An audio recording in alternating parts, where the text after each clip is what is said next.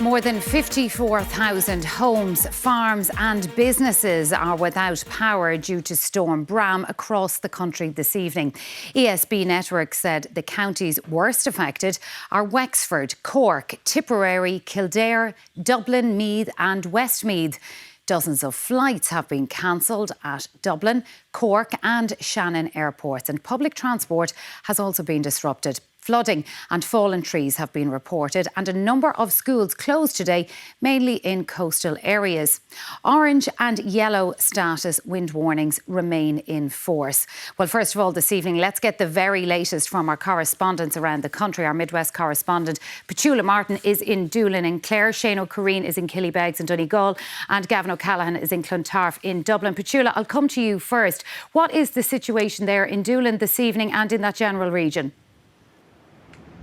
Yes, Sharon, I'm actually in Lahinch in County Clare on the west coast of the county. The Wild Atlantic Way is living up to its billing, though it's beginning to get a little bit calmer. The day began quite blustery, but once the orange wind warning came into effect, around about lunchtime, you could really feel those strong to gale force winds coming into effect. And it led to a lot of people went back home. They're taking the warning, heeding the warnings of local councils to stay indoors. That wind warning remains in place until 7 p.m. A number of schools along the coast of Clare were closed today. Lahinch, Liscannor and Quilty, they will reopen tomorrow, though children didn't miss out on their school day today in the rest of County Clare and across the Midwest region. Many businesses here in Lahinch, in Liscannor and in Doolin, they were closed as soon as the wind warning came into effect at lunchtime, though many businesses such as pubs and restaurants are open here in Lahinch this evening. It was low tide when the storm hit, Sharon, which was a really good thing because it meant that the waves coming in from the Atlantic didn't overspill onto the prom here in Lahinch. So there hasn't been too much damage across the coast in County Clare, and locals are hoping that that will remain the case as the storm passes. Currently there are no reports of any storm damage along the coast of County Clare or across the whole county. Sharon. OK, Petula in Lahinch, thanks for that. We're going to go to Gavin O'Callaghan now, who's in Clontarf in Dublin. Gavin, Dublin is in the thick of it right now and it is having an impact on travel, flights, all that sort of thing. Get us up to date on that. Yeah, certainly, and just here in Clontarf as well, as you can probably see behind me, the Greenway is completely impassable due to flooding, so that's certainly not going to be too many cyclists going through it. That water had reached the road earlier at high tide around 2:40 p.m, but it has since receded. But definitely it is traffic and travel in Dublin this evening. Irish Rail has said there's a number of disruptions on their lines, including in between Lansdowne Road and Grand Canal Dock due to a fallen tree, as well as in County Wicklow between Greystones and Wicklow Town, where strong winds have meant they've had to close the line there, which means there's 2 points on that line between Dublin and Rosslare Europort that are seeing disruption. But the main point of disruption this evening is at Dublin Airport, where 91 flights have been cancelled and they're expecting to have a few more, with Dublin Airport saying that wind speeds remain strong into this evening, and they are telling passengers to keep an eye on their flight information and to keep in contact with their airlines. Elsewhere as well, power outages have also been an issue. Over 6,000 ESB customers have been left without power in some areas of West Dublin, like Tyrrellstown. Now, the orange warning, it remains in place until 7 p.m. this evening, at which point it downgrades to a yellow warning, which will remain in place until 9 p.m. Back to studio. Gavin, thank you for that. And let's go now to our Northwest correspondent, Shane O'Corrine, who's in Killybegs in Donegal. Donegal will have that warning for longer than the rest of the country tonight. Shane, how has the area been impacted so far?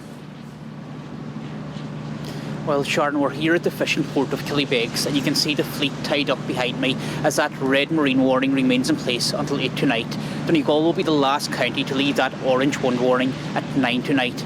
And the wind has picked up here in the last few hours, and from what we've seen and heard today, community groups, organisations and businesses have heeded the warnings that have come with Storm Bram.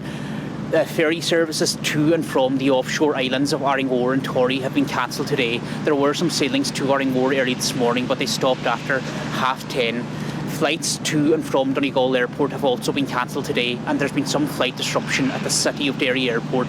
The Department of Education said about 70 schools were closed today. Many of those were in coastal communities in the west and the northwest region. And what we've seen, that people really are buying into that advice that came out earlier today. The local authority crews are on standby. Donegal County Council have pre-deployed sandbags at a number of locations that makes us be susceptible to flooding. The pier car park in Donegal town will close at 7:30 this evening, with a high tide expected after 9 tonight. The Harry Blaney Bridge on the Fanna Peninsula closed this evening at 5, and there are about 1,000 homes in Sligo Leitrim without power at present, Sharon.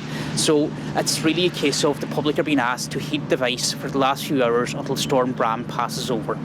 Shane O'Careen from Killybegs in Donegal, Gavin O'Callaghan from Clontarf in Dublin and Petula Martin in Lahinch in Clare. Thank you all for those updates this evening. Well, as you've been hearing there, the entire country remains under weather alerts. Our Western correspondent Pat McGrath reports on how the storm has impacted the country. The second storm of the winter season first made its presence felt in the south and southeast this morning. A combination of strong winds and high tides resulting in rush hour disruption for commuters in Cork, where there was flooding along the quays and on Western Road. Elsewhere, coastal areas around Tramore and Dunmore also felt the brunt of Bram in the early part of the day. There was some temporary disruption on the rail network too, when a section of track was flooded at Waterford station, leading to some service delays.